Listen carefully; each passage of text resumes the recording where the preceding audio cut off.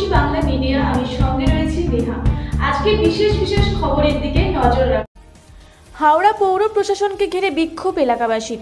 বৃষ্টির জমা জলে দুর্ভোগ আর এর জেরে রাস্তা অবরোধ করে বিক্ষোভ দেখাচ্ছেন স্থানীয় মানুষ। ঘটনা হাওড়ার ডুমুরজলা ড্রেনেজ ক্যানেল রোড। জানা গেছে গত কয়েকদিনের টানা বৃষ্টিতে ওই এলাকার বিভিন্ন রাস্তা জলমগ্ন হয়ে রয়েছে। পৌরসভার নিকাশি ব্যবস্থার ব্যর্থতার প্রতিবাদে এদিন ক্ষোভের বহিঃপ্রকাশ দেখা যায় ওই এলাকায়। এলাকার মানুষ পথে নেমে বিক্ষোভ শুরু করেছেন। পুলিশ অবরোধ তুলতে এলে পুলিশকে ঘিরেও বিক্ষোভ হয়। পুলিশকেও বিক্ষোভকারীদের মুখে পড়তে হয়। এই নিয়ে ব্যাপক উত্তেজনা ছড়িয়ে পড়েছে।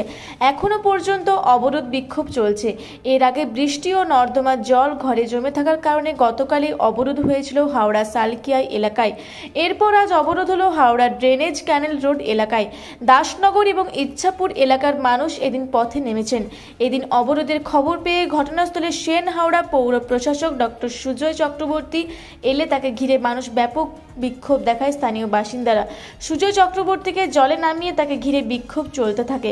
স্থানীয় মানুষের দাবি, আপনাকে এখনই সমস্যার সমাধান করতে হবে। পরে সুজয়বাবু আশ্বাস দেন যে তিনি সমস্যার সমাধান করার চেষ্টা করবেন।